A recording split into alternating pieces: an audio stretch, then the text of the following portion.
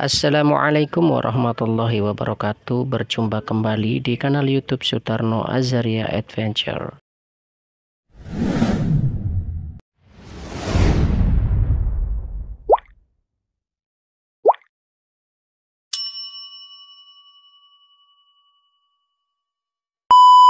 Kemarin kita telah angkat tentang seorang mursyid yang mengajak jamaahnya untuk pergi melaksanakan umroh ke Eropa. Siapakah beliau sesungguhnya? Kami dapatkan di laman online Radar Pena. Bisa dibaca dan disaksikan di sini.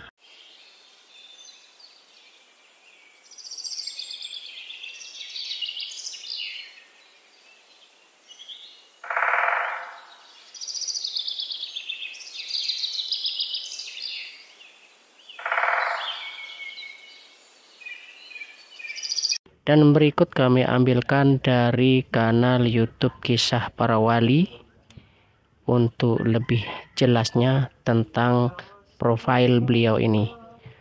Selamat menyimak. Barakallahu fikum. Wassalamualaikum warahmatullahi wabarakatuh. Syekh Ahmad Abdul Ghaus Saifullah Maslul atau yang kerap disapa Abah Aos merupakan ulama kelahiran Panjalu, Kabupaten Ciamis. Beliau lahir pada hari Jumat tanggal 4 Agustus 1944. Merupakan anak pertama dari pasangan Kiai Haji Ibrahim, Mama Ibrahim, dan Hajah Siti Muslihat. Pada usia 13 tahun, beliau dikirim untuk belajar di pesantren Gegampalan yang pada saat itu dipimpin oleh Kiai Haji Iskandar Zainal Arifin. Dengan kegigihan beliau dalam belajar membuatnya dapat dengan cepat menguasai berbagai macam cabang ilmu agama. Pendidikan formal pangersa Abah Ghaus hanya sampai SR. SR dikenal pada zaman dahulu dengan sekolah rakyat. Namun karena ketekunannya mendalami keilmuan, akhirnya beliau senantiasa mampu menjawab pertanyaan. Bahkan sekelas guru besar sehingga banyak di antara guru besar tersebut bertabaruk kepada pangersa Abah Aos dan ada di antaranya menjadi wakil talqin. Abah Aos sejak dari masa pesantren dikenal cemerlang dan berprestasi serta banyak diberi kelebihan yang luar biasa dan senantiasa menjadi yang terdepan di pesantren yang disinggahinya untuk belajar. Beliau belajar pertama kali di pesantren Gempalan, masih di wilayah Panjalu. Setelah 8 tahun merasakan suka dukanya tinggal di pesantren Gegampalan, maka pada tahun 1965, atas kehendak kiainya, beliau diminta untuk menimba ilmu keagamaannya di pesantren lain. Bahkan dengan bijak, gurunya memotivasi bahwa semua ilmu yang diajarkan di pesantren Gegampalan sudah habis diberikan kepada Abah Aos muda. Menurut Kiai Haji Iskandar Zainal Arifin, gurunya waktu di pesantren Gegampalan, ajengan Aos muda memang termasuk santri yang sangat cerdas dan mempunyai keingintahuan yang sangat besar terhadap berbagai kajian ilmu. Bahkan ia seringkali melampaui santri-santri yang lebih senior dalam mengadaptasi setiap pelajaran yang diberikan. Selepas dari pesantren Gegampalan, beliau kemudian melanjutkan pendidikan agamanya di pesantren Cintawana Singaparna di Tasikmalaya, yang merupakan salah satu pesantren yang termasyhur kala itu bahkan sampai saat ini.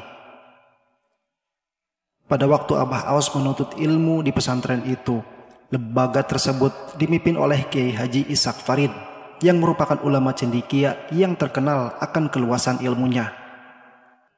Di pesantren Cintawana pun rupanya kecerdasan dan kemampuan beliau nampak semakin matang.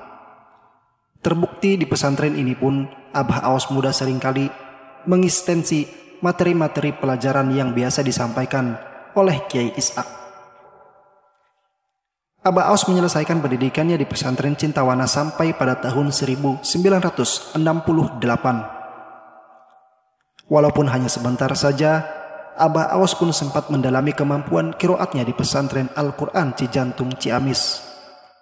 Itulah sebabnya mengapa dalam momen-momen resmi di pondok pesantren Suryalaya, Abah Aos pun sering didaulat oleh pangresa Abah Anom untuk mengimami sholat di Masjid Nurul Asror karena lantunan suara Abah Aos yang enak didengar. Abah Aos berguru dengan Abah Anom selama 40 tahun lebih. Setelah pulang pesantren, beliau mempersunting Hajah Rosliani Hasnah bersamaan, dan itu juga mendirikan pesantren pada usia yang tergolong muda, yakni 24 tahun, yang diberi nama pesantren Al-Islah, yang kelak akan berubah menjadi nama pesantren Sirna Rasa. Awal pertemuan beliau dengan Guru Agung Abah Anom terjadi pada bulan Maret 1968 dan menjadi hari pertama beliau menjadi murid Abah Anom. Di hari yang sama pada saat ingin pamit pulang, beliau bertekuk lutut di hadapan Guru Agung Abah Anom, dan tangan kiri Abah Anom menepuk pundak Abah Aos dan bersabda mengutip surat Al-Baqarah ayat 247 yang artinya kurang lebih, sesungguhnya Allah telah mengangkat Tolut menjadi rajamu. Mulai sejak saat itu Abah Aos mengabdi kepada Abah Anom dan menjadi murid setia Abah Anom, sampai Abah Aos diangkat menjadi wakil talqin oleh Abah Anom dan mendapatkan perintah untuk menyebarkan ajaran Islam dari tarekat Qadiriyah wa Naqsabandiyah. Kemudian dari situlah perjalanan dakwah Abah Aos semakin pesat. Tanpa kenal lelah, Abah Aos berdakwah dari desa ke desa, dari suatu tempat ke tempat lainnya, dari daerah ke daerah lainnya. Abah Aos sering mengisi acara pengajian, baik di universitas maupun di masyarakat umumnya. Dan beliau telah membaiat banyak orang